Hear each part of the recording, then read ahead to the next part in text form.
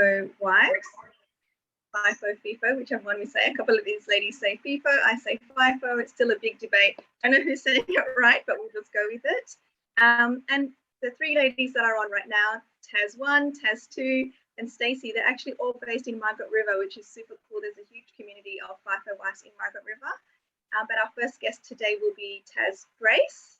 So Taz, welcome and thank you for joining us today. Thank you. Thank you for having me. There's some smoke going across your screen. All good? Yeah, I put some incense on. To calm the mood. Awesome. So can you just tell us, how long have you been in the industry for? Well, I met my husband 11 years ago and he was DIDO, so the drive in, drive out. He was working for Water Corporation, so he was always away. Sometimes he would be able to come back every weekend. So I'd say, yeah, we've been in for 10 years and FIFO for 3.5 years now. Awesome. And what's the difference between the two? Is one easier than the other, or do you like one better than the other? I don't know. I think because I used to think Dido was great because he was back more. Yeah. In the beginning when we were on a 3-in-1 roster, when he started FIFO, he was away for 3 weeks and we had a 1-year-old and a 3-year-old. So I found it really challenging. He was in Roxby Downs, which is like past Adelaide. It's like another flight. And then with the Dido, like the drive in, drive out, they're only back for the 2 days on the weekend, then they're gone again. So you know, they're back for the weekend and that's the fun part, and they're not there to help during the week. So I don't know, I'm enjoying FIFO life now because we're on the 8 and 6. So I don't feel like I can complain anymore. It's quite easy. That's a great roster. It's a great, it's so much really easier. Nice. I think the 2 and 2 or the 8 and 6 is like where you want to be. Ideal. So it's, we're enjoying it. Yeah, that's awesome. And what industry is he in? He's mining. He's working for BHP. Yeah. BHP, cool. Awesome. And so your husband's in the industry and you're staying at home while he's away. Do you work while you're at home, or are you stay-at-home mom full time? I used to work when we lived in Perth. I worked 3.5 days a week near the city, and that was a struggle when he was on the 3-in-1. But since we've moved to Margs, I am just doing the stay-at-home mom thing now, so I can do the school runs. And we got a big car, so I've got the 7 seats. So I'm going to be the soccer mom as well. So yeah, just enjoying being able to, you know, pick up the kids and drop them off and be there for all the things. Yeah, awesome. And so how many kids do you have altogether? We've got 2. We've got a nearly 6-year-old and a 4-year-old. Oh, so cute. I think as they get older, it's easier. Like it was fly out day for us today, and they knew we have a conversation like Dad's flying out tomorrow. You know, we can have that conversation. So they wake up this morning understanding that. Whereas when they're younger, they don't get it. They get really sad, and you don't understand. You know, you can't really explain to them about the FIFO thing. And I also say FIFO, same as you. FIFO. So do they cry when he leaves, or they're kind of at that level where they understand, okay, Dad's going, but he's coming back? They still cry. Like Decky got into, because he comes into our bed during the night. So he woke up this morning and he kind of had a little cry and he's like, I miss Dad. I want to skate with Dad. I'm missing him. And that's okay. Or if they get into trouble, I miss Dad, I want Daddy, you're no fun. So it just all depends on what kind of, like, if I'm entertaining them and loving them, then they love me and they forget Dad. But if they're in trouble or they're tired, then they want Dad. Yeah.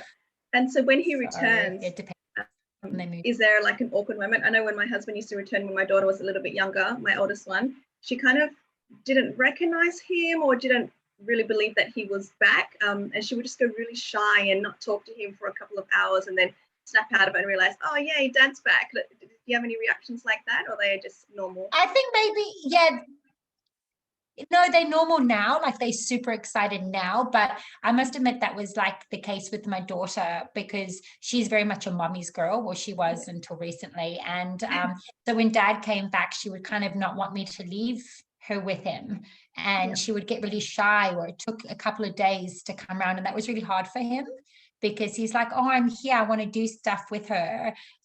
So yeah, that took a long time to kind of come around, but that now that she's turned 4, closer to like the 3.5, 4, she wants Dad, you know, she misses Dad because Dad's like the fun, it's a difficult, fun thing. Yeah, mum seems to be bad cop. But actually, and dad is the fun police. Boys. When they're in trouble, it's like, I'm going to tell dad, and then they get scared. So you never win, do you? No, you can't So win. can And you like, maybe yeah, it annoys me because I continue? feel that someone has to set the rules. Someone has to say it's Yeah, bedtime. Someone has to like stop them having sugar, and it's always me. And I feel like if it was up to him, they would stay up until 10 p.m. at yeah. night and I run feel him you, up. girl. Yeah, Yeah, but it's good to be the bad cop because, and then I know when they're sick, they want mom. They don't want always. dad. You know, they want mom. So Yeah, whenever they doing a hurt, good mum job. straight away. Even if mum is telling them Yeah, off, they still want absolutely. mum. Yeah, so Do you they want do to? love us, even though we can be tough. Yeah. Do you want to run through what your routines are with the kids when dad's away and when he's home? Does it change? It's just slower when he's home. So I've always been quite a routine person. I like to have, so we wake up around 6. My daughter wakes up around 5, but she entertains Wow. herself. We get up in the morning.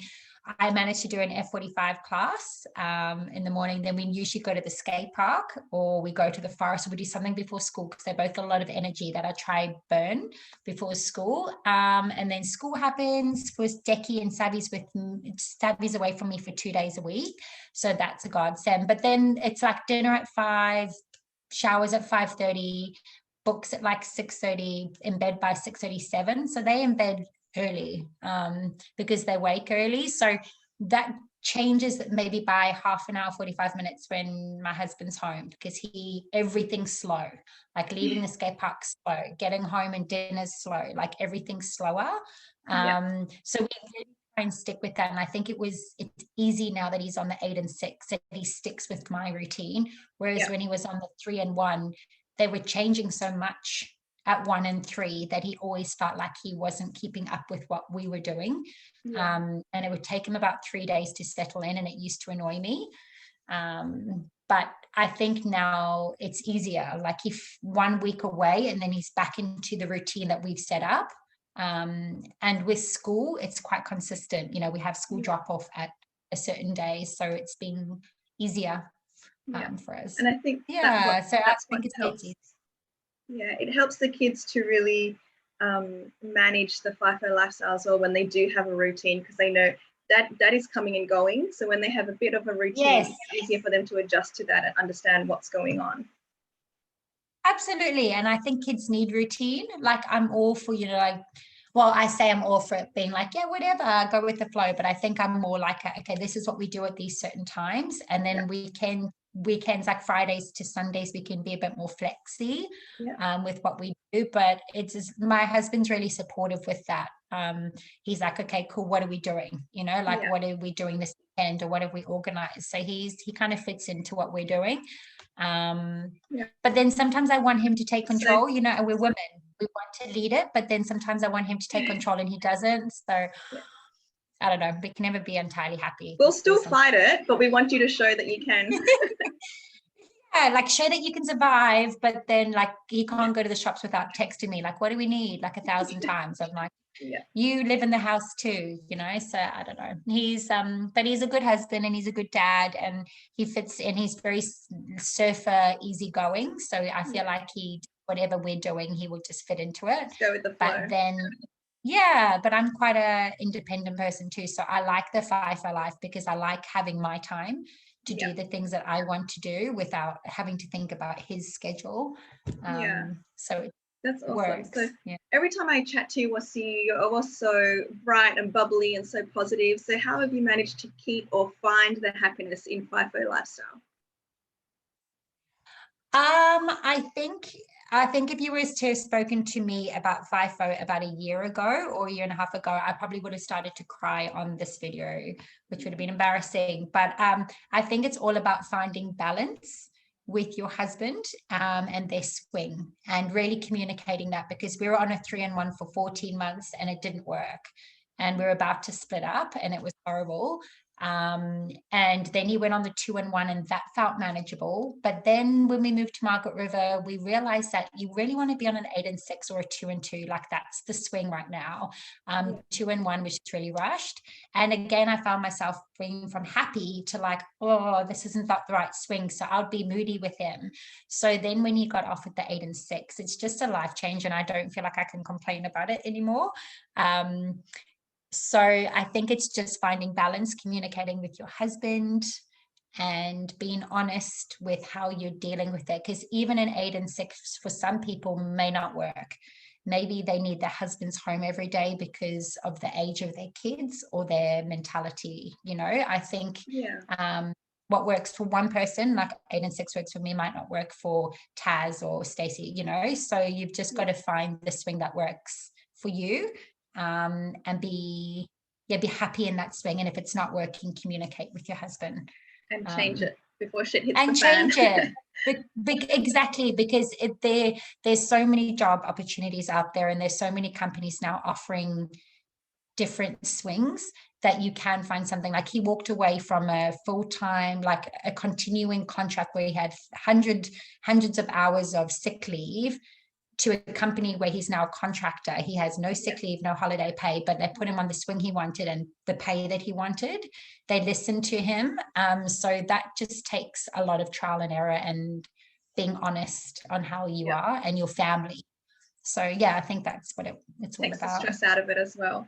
So speaking of stress and struggles, what would you say is the biggest struggle or hurdle that you guys have gone through, other than the roster change or the previous roster that you weren't enjoying?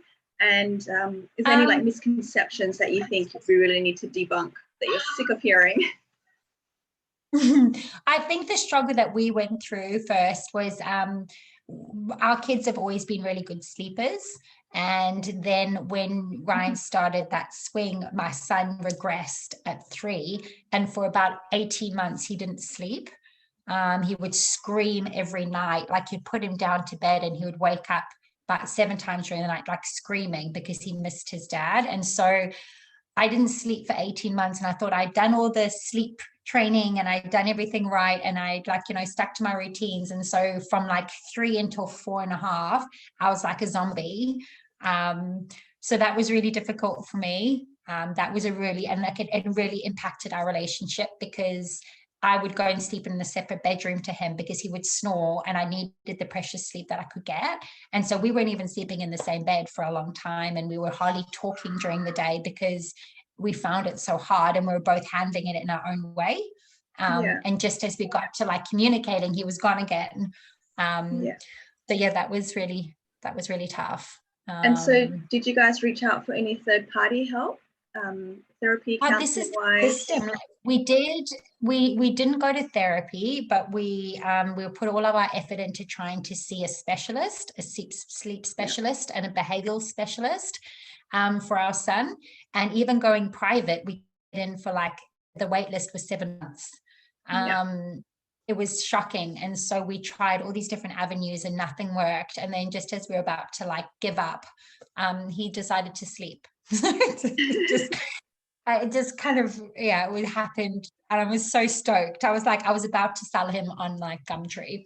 But it was lucky. So he just ended up coming good. And then we managed to communicate. And at this time, Ryan changed his swing. So everything kind of came good together around the same time. It was really good. Yeah. Awesome. Well, thanks for chatting with us today.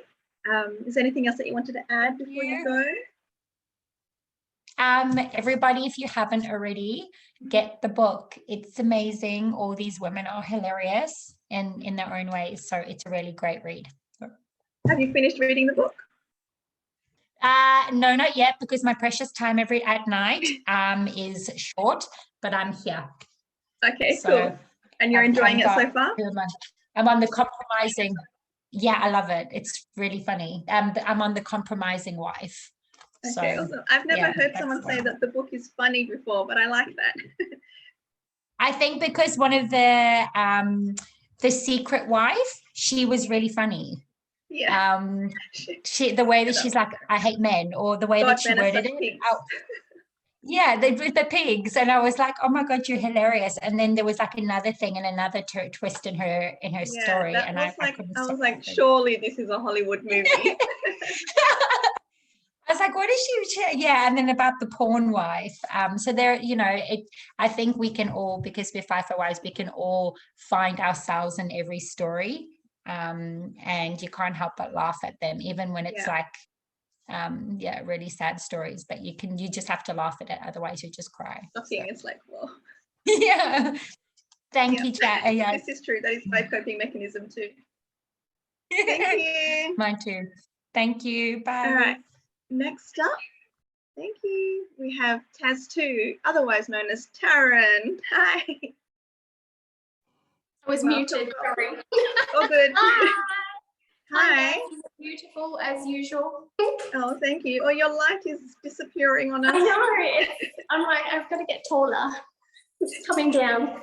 Oh, good. You still look beautiful. So Taryn is actually one of the authors in our book. As Taz1 said, if you haven't read it yet, do grab yourself a copy. So Taryn, can you tell us what your title is in the book? My title is The Resentful Wife, which some people find negative, and it is negative, but that's how I felt, and that's how I often still do feel. I'm resentful that I have to do everything, like Taz mentioned, everything that you do in the home, the wife does, because he's not here, he can't help, he can't be part of it. So I often find myself resentful, which I feel so bad for my husband, and he tries so hard, but yeah, that's my name, resentful. Yeah, no, awesome. It's good because in the chapter you do go through all the reasons why you do feel that way, and it is valid. I think we all feel that way one time or another during a swing, or even on an off swing. Is definitely a real emotion that everyone feels, and I think even women that aren't in the Fifo industry would definitely feel the same as well. Yeah, I think all women feel it. I'm going to move slightly so that you can, because I can't even see your face now. Sorry. Okay. There you go. That's better. Awesome. Yay. So how long have you guys been in the industry for? My husband has done, I think, 15 years, and we met on site. So we met in the Pilbara, where I'm from, and I was cleaning his crib room, and I would then leave little notes on his desk and lollipops and treats, and all the guys would give him shit about it. Yeah. I remember doing a lolly jar once as well for my husband, and they were kind of like at first teased him, but then were like, "Can I have one? Yeah, have one of those." And you often find on site that I became a Peggy, and the Peggies tend to look after their boys on site. Yeah. So come Christmas or Easter, often the cleaners will leave Easter eggs for the guys, or treats at Christmas time or anything like that. So it was something that Peggies do anyway, but yes, he got special treatment. Yeah, awesome. Hi, Natasha. Natasha has joined us. So Taryn, what do you think is the biggest hurdle that you've had to face in this lifestyle? Children. I feel we had a fantastic life prior to having children, and then that little biological clock clicked, and I woke up one day and said, I feel like we need to have a baby, and that was never on the cards. So having children, probably I feel worst decision I've ever made was to move to Margaret River. I found it very isolating and very difficult, and I moved here 6 months pregnant with a husband who was doing 4 and 1, and we had just got a puppy. So we moved in, and 2 days later he left for 4 weeks, and I'm left with this house, unpacking boxes, and then, fast forward a couple of months, I had the baby, and he left again, and then he'd come back for the week, and then he left again. And when you're heavily pregnant and you move to a new town, it's quite difficult. It's not like if you move to a town and you're single or you're a couple and you go to the pub and you meet people, or you're at work and you meet people, or you join sport and you meet people, you're just sitting on a couch watching Friends reruns with no one in your house. And it was very, very isolating. Yeah.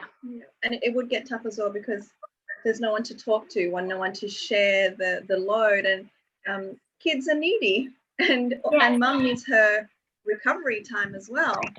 Yeah, and I really struggled being a mum. Like that wasn't, and I think a lot of my friends will know my outlet was Facebook at the time, and there were people that were concerned about the things that I would write. Yeah. But in my head, I was like, if you're that concerned, why haven't you driven 300 Ks to see me? Exactly. Where is my village? Where is my support base?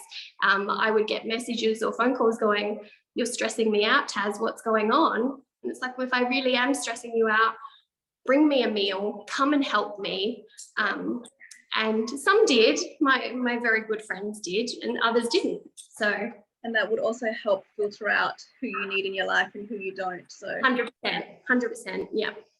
Yeah. So how would you say, other than obviously the time or maybe the extra money that you had, how was your life compared to when you were working away, and then when he's working away and you're at home with the kids?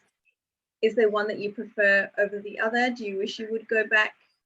Yes. So do you wish you went back to having no kids? Do you wish no, you were working away? No, but I wish that we could work on site together.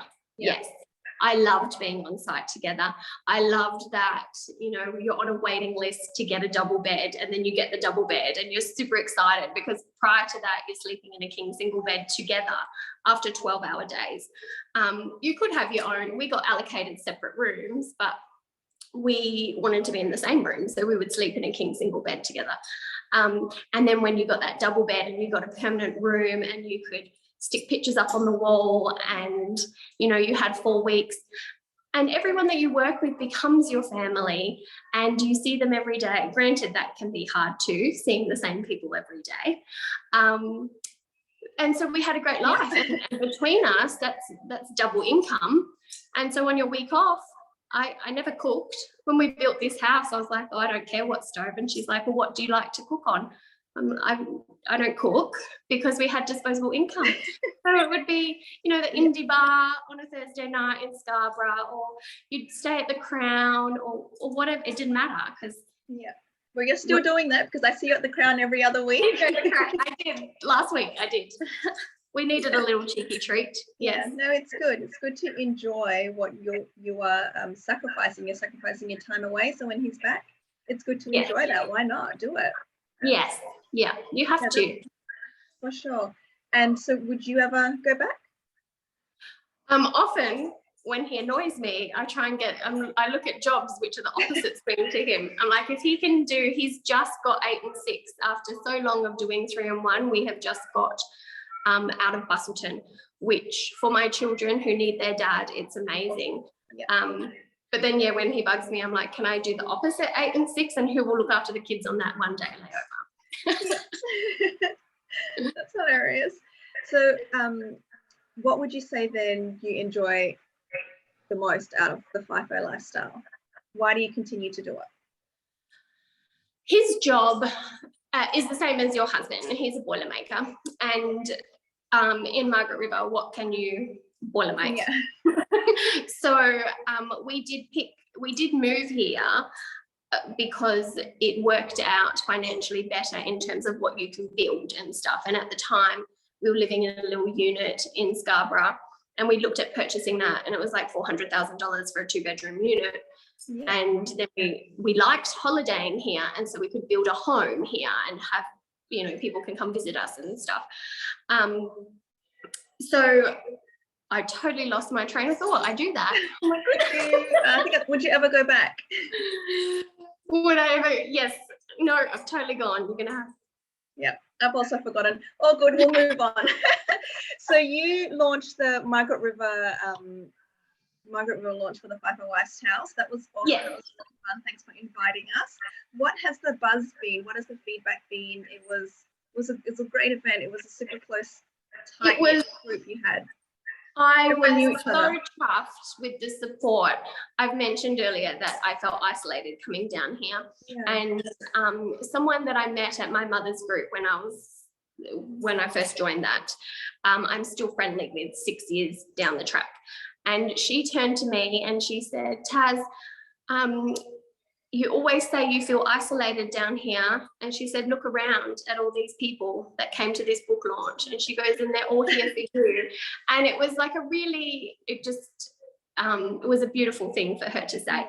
So that book launch was amazing. And I didn't think we'd sell any books, and we sold 30 in 2 hours. So I thought that was great. It was awesome. You did such a great job, and everything was put together so well. And even your grazing board was all pink to match the theme of the book. That was amazing. I'm a little bit OCD when it comes to, I like being a host. That's what I like doing. Yeah. Yeah. Oh, well, you're good at it, so why not, right? Yes, exactly. So has your husband dealt with any struggles of his own while working away? Yes, we have very much struggled with mental health, both of us. And he just loves us. And the whole reason for him to wake up every single day is for us. And when you're working away, and then if we were to have like a niggle fight or something at home, that makes that really hard for him, you know. He just wants his boys, he just wants his wife, he just wants his house, he wants to serve every day. That was your question. And could he work here? He can't because of the job that he does. And so the thing that irritates me is when people say FIFO is a choice. Yes, it's a choice that we live here, but that was his career, that was his job, and he has to work away because it isn't here. So it may be a choice, but sometimes it's the only choice. Yeah. And a lot of men do struggle with being away, and we've been surrounded by suicide for our whole adult life. I think I was 18 the first time I lost my best friend to suicide. So it's something that we do communicate about. We do talk about it often. And, you know, he has people on site, they'll have the site shut down because someone's taken their life. And I think if you don't talk about mental health and what your husband is doing is so important, because he has lived it, so he can resonate with what they're going through. Where, you know, I've been to counsellors, my husband's been to counsellors, and sometimes they just don't get it. Yeah, they just can't relate because they've never been there. Yeah. And so have you sought out help from site, or is that independently you've gone outside? I haven't, and I don't believe my husband's ever rang the helpline, but we have sought people elsewhere. Yeah. And what's his, because I know that a lot of places they have their free EAP services that they do provide their staff. What has, I don't know if you know this, but it's just a question, what makes him not want to use their program or to seek? Do you know what? There was a little bit of a stigma too. Like, people wouldn't want to go on antidepressants or things because you have to declare what you are taking, your medications, before you start on any site. When you have and sometimes I think there's that little fear that, okay, we might not get hired if you struggle with mental health. So it can be, you know, when you're on site, people aren't going to ring these things sometimes. Some people do use them, but sometimes they're not going to use them for the off chance that then you're looked down on, or then they're labelled. You know, this person's a flight risk, we're not going to have them on, we're not going to give them a job anymore. Yeah, exactly. So we need to normalise people wanting to ask for help, people accepting help. It's definitely a big challenge that the industry is facing and has been facing for a long time, that's for sure. Yeah, my husband recently was on a site where he had to help someone who was struggling with mental health, and he sort of became his little buddy and helped him out. And I thought that was lovely that he did that, but I also thought it was pretty shitty of the company that they handballed this to a worker instead of having HR involved and other people involved and helping this man. How they treated this man was not very, just who cares? Yeah. They just handballed it onto your husband. Yeah, and he really cared about this person. And you know, he was made to accompany him back to help him get off site and stuff like this. And I don't think that that's that's not my husband's job. That's It's not his HR. responsibility, no. That's No. definitely a HR problem. You know, this man will be thankful to my husband, but you know, that's a big, it affected my husband's mentality as well, that this poor man was struggling. Yeah. And some of the companies are pretty shitty. Basically, they just, yeah, they can do Not cool. no, and then some are amazing. Some have great programs, and I remember having, you know, you have people who will fly up and do little seminars and stuff, and if you have any problems, and you know, the sexual assault stuff that happened earlier in the year when our book was getting publicised, I remember being on site, and there was an incident on site when I was on site, but they rallied all the girls and we all had a meeting, and they were like, we're here for you if you need anything. And so there are some companies who will really go above and beyond, and then there's some that hide stuff. Yeah. Well, that's unfortunate.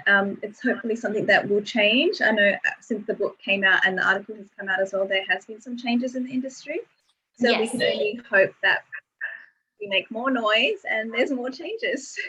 Yeah, my girlfriend now on one of the sites was explaining that they have an app now. So when they're walking back to their room, you know, they can, if there's an emergency, they can hit this app and get some help and stuff. That's awesome. Yeah. Well, thank you so much for joining us. Thank you for your chapter in the book, and thank you again for the launch. It's always good to chat to you.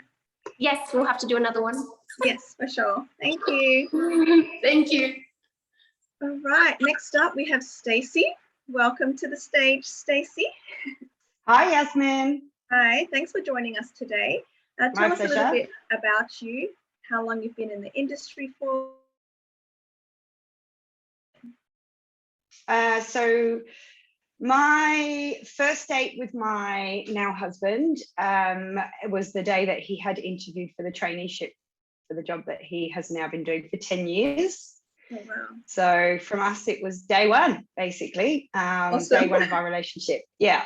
In fact, we met at a birthday party where he was going off to do a shutdown in Collie, and we organised our first date when he got back, and it happened to be the day he was in Perth because he was interviewing for the job that he does now. So he's in oil and gas and works on the Gorgon gas plant for Chevron.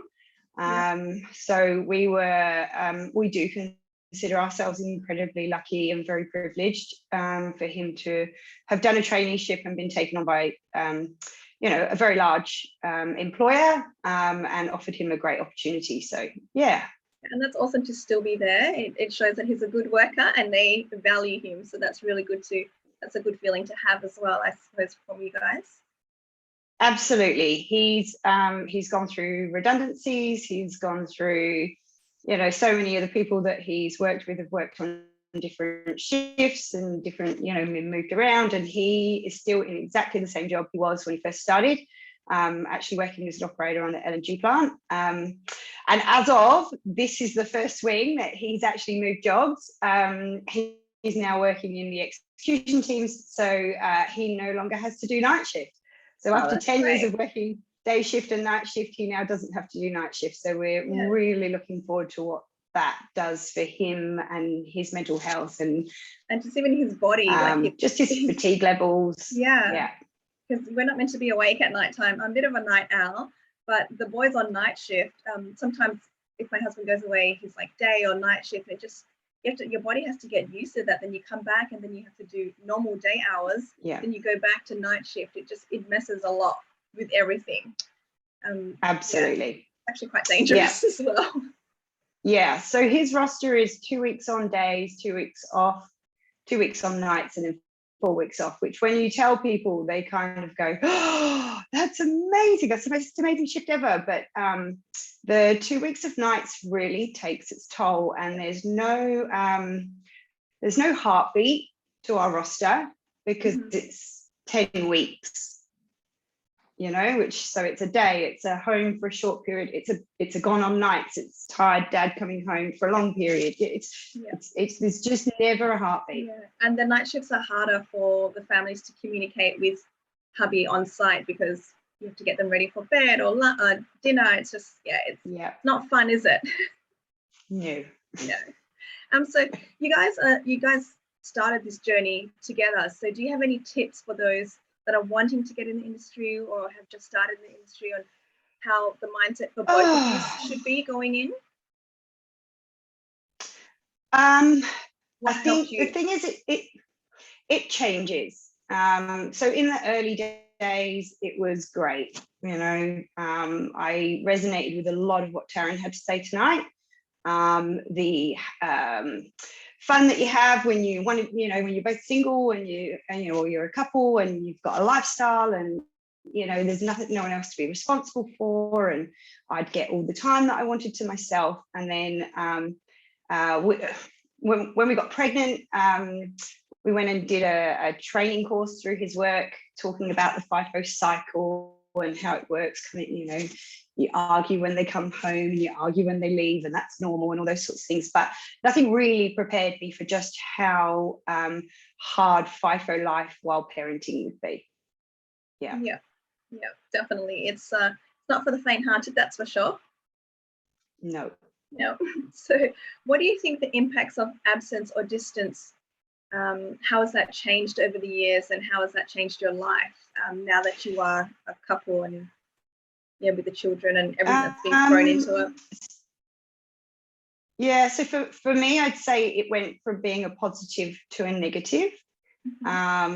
So in the early days, I remember him asking me to move in with him, and I only said yes because he was FIFO, because I knew I'd have my own space, and I insisted that we got a 2-bedroom place, because then that way there was, you know, if anything went wrong, we'd have a room each and we'd just be flatmates. But it was good. It was really good. And then we made the decision, much like Taryn, to buy a house in Margaret River because he was a surfer and we wanted to move down south. I actually, as a backpacker, loved it here, wanted to move here. And so we bought the house down here, and when we were ready, we moved down. So I didn't move down when I was pregnant. I moved down when my daughter was 3 weeks old, which I think is probably a different impact, because I was able to walk straight into a mother's group with the sole purpose of building a village. That was my goal. I wanted to be involved in anything I could community-wise. I wanted to grab onto every person I met and try and make friends. And we bought a house in a community, so that townhouses, so that I would have people around me. And I made a really big effort to make friends with lots of people and build my village. But nothing prepared me for just how hard it would be to be the parent 24/7, relentlessly, without a break, with no opportunity to reset, for weeks on end, and then face my husband walking back in and expecting to just step in and take over 50% of that role, which he was entitled to do, but I had no way of relinquishing control. And then watching his face as he had to leave, knowing full well that those first 4 years were really important. And for him, it was really, really important to be there for those years. And he wasn't for many of those things. And so there's me going, I can't cope, I'm struggling, I'm complaining. And there's him going, I would give anything to be where you are right now. So over the years, those two different camps built, and then we both had underlying resentment for each other. He felt like I had the job that he wished he could do, and he had the job that I wished I could do, and that really took its toll. So So how did you get out of that? The kids are older now. Have you found the perfect balance, or what are you doing that works for you guys? So what compounded to all the hardship of parenting was that my child actually has a few disorders that she's been diagnosed with now that were sort of evident, but you kind of had to know it was going on, which now we've kind of got a really good feel for. But in those toddler years, it was really hard. So my child, much like Taz's, didn't sleep ever. So I think she slept through the night for the first time when she was 4.5. And that was with melatonin. So yeah, it was a tough journey, but now she's 6.5, nearly 7, and she's at school full time. And yeah, so you have your time. We had lots of time for each other then, because she was at school. So we were suddenly sort of thrown back into having all this time together, and we were avoiding each other. We were, he'd go surfing and I'd go somewhere else, and we weren't communicating, and we didn't know how to communicate because we just had this base level of resentment for each other. And when he hurt himself and couldn't surf anymore, it really hit a wall. And there were a couple of times where we came really close to divorce, and we both reached out to counsellors ourselves. And then I said, look, reach out to work. And he said, I've heard really bad things. I don't think that the employee assistance program is actually any good. It's just a phone line. I said, look, just call. You don't know.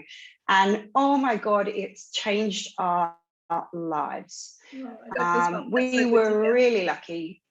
We were so lucky. We landed on our feet with face-to-face psychology appointments with a fantastic psychologist who works out of Bunbury, and we meet her in Busselton, all paid for by his company. And she has literally turned our relationship back on its head, and now I can't it's better than it's ever been, so for us, the EAP and having the EAP and access to the EAP actually saved our marriage. I love that for you, and I'm so happy that you guys are back in a good space again. I think your daughter as well will benefit a lot from that as well, as mum and dad on the same page. So that's so beautiful, but it's not all bad in the FIFO industry. So what are the good things that you love about this lifestyle that we live? It's not all bad. It's great. I'm independent. I love to do my own things. I get a lot of time to now that she's at school to follow up the things that I enjoy. I go mountain biking and just started roller skating, and which I actually do with my daughter. And yeah, I get to have time for me, which I didn't really have in those early years. We've had amazing holidays that because of the money and because of the time off, we've been able to go skiing in Japan. We've back when we had holidays. We're allowed to leave. We've renovated our house. We've we live a really nice lifestyle. I don't want for anything. So yeah, there's some fantastic aspects to what we do. And would you leave it? Would you leave the lifestyle? Not yet. Not yet. So my husband was working in hospitality before I met him, and had done for many, many years, sort of bumming around, knowing he was smart and not really doing anything about it. And then he set his sights on the job he has now, and it took him 4 years, 5 years of applying every year for the traineeship, 5 years of being knocked back before eventually he managed to get in. So he's worked really, really hard to get where he is today. So he's not ready to give up. He's not finished in his career, and I'm happy to support him to do that. And looking at the other options that we have, we live in a FIFO heavy town, and local jobs just aren't really there. There's certainly no gas plants locally for my husband to operate, so there's not really many other options for us. We have got an end goal of maybe paying off our house, and perhaps me bringing in some income that offsets his, and therefore we can just live a nice easy life here without the need for FIFO. How we'll go living together all full time, I don't know. But that's awesome. Thank you so much for sharing and being so vulnerable with us, and we really appreciate it. And I'm sure that the viewers watching as well can resonate with what you're saying and take that to heart and learn from what you guys went through. So definitely, if anyone is going through any struggles, to definitely reach out to the programs that your workplaces do have, or independently as well. but it's just important that we acknowledge and start to act on, you know, whatever thoughts we are having before shit hits the fan, essentially. Absolutely. Yeah. Thank you so much, Stacey. Thank you. Awesome. And so we have our lucky last guest, Natasha. Are you still there, Natasha?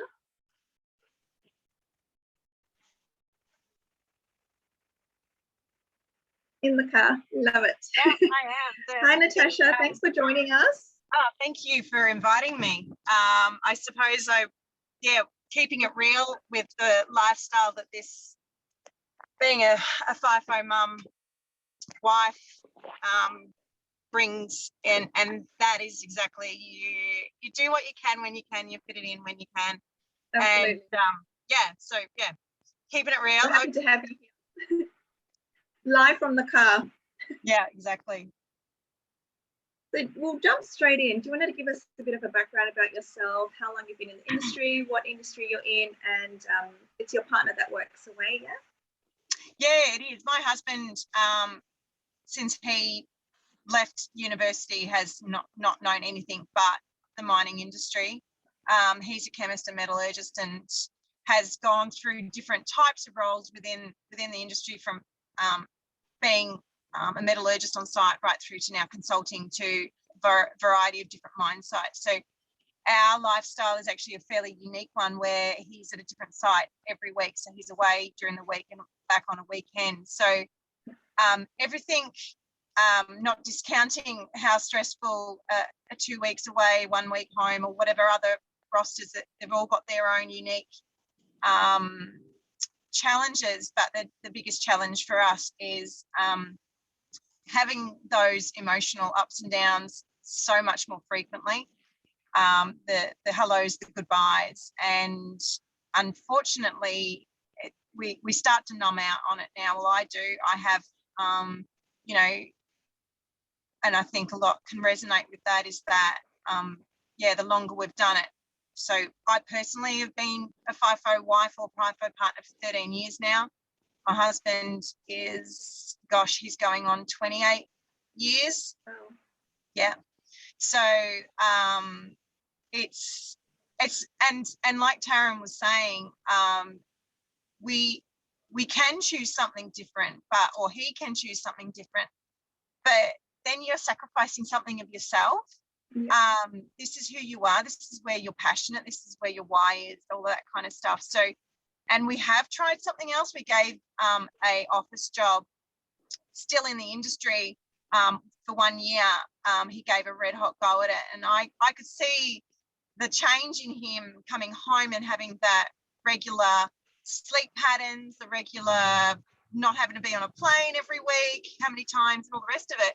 But there was no spark in him. It wasn't for him. And look, and the reality is there's no such thing as a 9-to-5 job. I mean, and he keeps saying, especially before the children arrive, we've got 2 children, I've got a 6 and a 9-year-old, what if I went and worked in an office and worked 9 to 5? And I'm like, you're kidding yourself. There's no such thing as that either. So it's not necessarily greener on the other side. And this is what I hold on to when I go through those pangs of resentment, is that at least he's doing something that he actually truly, has joy in. Yeah. So it's a hard one. And, the hidden, transforming from just a partner to a mother in this lifestyle, oh gosh, there was so much more depth of emotions, like I've, briefly touched on, oh great, let's go and, say goodbye to Dad at the airport. We'll get in the car, and then, the child's meltdown on the airport floor, and you want to do that for the child because they love to see where they're going or what they're doing, or their dad in their, their high vis and all the rest of it. And, the excitement of being at an airport. Yeah. But, the intense meltdowns of, literally grabbing, Dad's leg as he's trying to get through the turnstiles, that's not good for anyone. So, and so we slowly phase those out, to preserve everybody's emotions. But now, like I said, we numb out to those fly in, fly out days because yeah, we've all done it. My children don't know anything different. Yeah. And that's fine. They know Yes, Dad loves the job. Yeah. And they're a little bit older as well, so you can explain it a bit more better to them. But as you said, you have the 2 boys and you're a stay-at-home mum, but you also homeschool. Yeah. So that's a very big task that you've taken on. Do you want to explain that a little bit more to us, why you decided to go down that way and what's involved? Sure. So much similar theme to a lot of the other women that have chatted tonight, and in general, you know, the isolation. And it took us a while to find a school that suited my eldest child in particular, because he's got sensory disorder. And when we finally found that particular school, my husband and I, we felt we fitted as well. It was a beautiful community. But any parent might resonate also with this, is when you're picking the school for your children, you're picking it, you don't think of the second or subsequent child and their personality and how they're going to fit into that community or that type of school. And it didn't suit my second child. So he's been homeschooled. Actually, he's been very little at school. We tried him 5 different times until the school system basically said, we just can't keep trying. The child really does not suit being at school. And so he's been at home in a homeschool environment for a lot longer. And so recently we're like, well, hang on a minute, I'm using so much more energy with the lunchbox, the one lunchbox, you know, the drive to school, the chatting with the parents on the path and all the rest of it, that I'm like, well, let's optimize my time, bring them both in, create that connection and that bond that is so valuable when one parent is away, because, you know, you're good cop, you're bad cop. So if I can have that extra time with them during the day, it seemed like a no-brainer for me, and it is, and it works. And I've, you know, gained 2 to 3 hours in my day that now we have a rhythm of our own, that we, you know, get up, we do our breakfast routine, we walk the dog, we do a bit of exercise, we come home, we do some learning or play, or we have 2 other families that we spend time with as well, that we mix that up with the social side of it. There's definitely no lack of social side. So it was, if anything, the biggest player in choosing to bring the children into the home for schooling was for my sanity. It gives me a bit more flexibility to delve into some, you know, side work. I used to run my own virtual assistant business. And so, you know, juggling my needs and my interests now that my children are starting to get older, with that of, you know, school runs and time cutting short and all the rest of it on my own whilst my husband is away, it just seems like the right thing to do. And it does, it suits our whole family. Yeah, awesome. Everyone has their own path in life, and this is the one that you have selected and it works for you, so why change it? Absolutely. So do you think there's any hidden surprises in the Fifo life though? Do you think there's anything that people need to know before they jump in? Yeah, there is. And it's not too hidden now. There's another common theme is the intense challenges that it places on your relationship with you and your partner. You know, I was relating to the story about, you know, let's have 2, you know, Stacey saying, you know, let's have two rooms. Was it you, Stacey, or was it Taryn? That just in case we end up having, you know, it doesn't work, and then we can just be house buddies. Well, once the children came along, that was more of the intense relationships, and once you get past that, for us, you know, the option of just being roomies was not it. But sometimes you wish you can just go back there and actually explore that a bit more and really flesh out those pointy parts of the relationships, because in all honesty, 3 years of playing pretend partners, really, in the whole scheme of things, until the children came along, it does not even compare to the intensity of the relationship, or lack thereof, the loneliness, the despair and the loneliness of those late nights you put the kids to bed you don't want to talk to someone, but you want to talk to them at the same time. You want maybe someone in the home, and it's all those hidden things, and the attitude and the judgment that comes from your so-called friends about, well, you chose this lifestyle, and it's like, well, yeah, we did. And so those interesting conversations come up where surprises as well. It's like, well, I don't judge you for your choice of husband or where you live or whatever, but it seems to be okay to place that stigma on FIFO workers and FIFO families. Oh, you earn a packet. Well, do you know what? Unless the employer is paying for all your psychological bills or the whatever other expenses, a lot of people still got to pay for the parking at the airport and still maintaining a home and all the rest of it. That those so-called nice salaries really do go down the drain. Sorry, what was that? Yes, Jasmine? The tax department, when that comes along, that takes most of it. Oh, exactly. And people do forget that, and it's just, you just got to grit your teeth sometimes and go, yep, no worries, just get it off your chest, and you move on. Yeah, and they're quick to judge and say, oh, you've got a big paycheck, but then they're also happy to say, oh, you're paying for this tonight, right? So they're okay with your choice that you made when it benefits them, but when you want to complain or just have a vent to your friends, because that's what friends are for, then it's a different story. Yeah. But during this lifestyle, do you think you've ever lost yourself, your identity or your passion or purpose, anything like that? Oh, yeah, absolutely. And it wasn't necessarily only because of this lifestyle that I felt that I lost my identity. I think, once again, a lot of other women can resonate with this. Once we start taking our hats off from our own careers, I was in the construction industry before I went on maternity leave. So I lost that piece of my joy. And then I shifted into wearing the mother hat, the husband carer, making sure all his things were done before he got home, and all of those task management things that happen just because they do with or they need to happen because your partner's away and you've got to keep the admin going.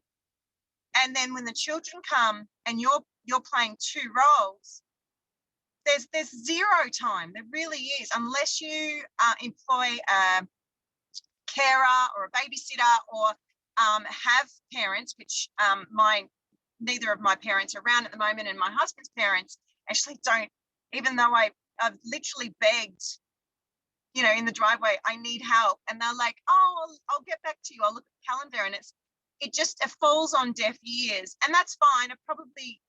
Their help was not necessarily maybe the help that I needed at that moment, but it's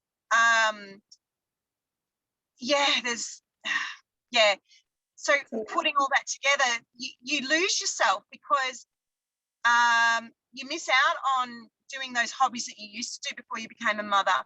I mean, even just in motherhood in general, we lose those identities, but even less opportunities for ourselves. That's why I'm in a car making an opportunity of this, because I'm headed to an event tonight that I didn't want to miss out on. So you make things happen. And so when I realized I had lost my identity and it was sort of like, eat, sleep, repeat, I had to consciously make an effort to try and re-engage in some new hobbies. I picked up the ukulele. I started having a weekly music lesson with a singing and ukulele instructor, which, oh my gosh, I think for the first 20 minutes, I just go, hang on, you got to hear my week. Nobody else has, kind of thing. So, and she knows that now. She knows that the lesson is not necessarily all about just playing the ukulele. So, and the beauty about the pandemic has brought a lot of other hobby opportunities online as well. So there's loads of art courses, and there's other ways to connect with human beings in real time that weren't there before COVID came around. So it's been a really big impact, recognizing that I did lose my identity and then trying to piece that back together, and I'm getting there. So That's awesome. I think as wives and even as mothers as well, we tend to put everyone else first because that's our job. Yeah. So we have to remember to be kind to ourselves and to find time for ourselves. I said yesterday, my me time is having a really long shower. That's what I like to do. Yeah. When the kids find you, of course. But yeah, we have to stay flexible, we have to stay adaptable, and we just make it work. We don't know how. If someone asks me, I say, I don't know how. I have a lot of to-do lists. That's all I know. But we just make it work. Yeah, it's exactly right. Yeah, awesome. Well, thank you so much for joining us. Thank you everyone for joining us tonight as well. That's the end of day 3. We'll be back again tomorrow for our final day, which is day 4. Yeah, to celebrate our book, The Fifo Wives Tales. So if you haven't picked it up yet, do jump online. Everyone's got their copies. Whoop. But thanks again so much everyone for joining us, and hope to see you all again tomorrow. Bye. It's the Yasmin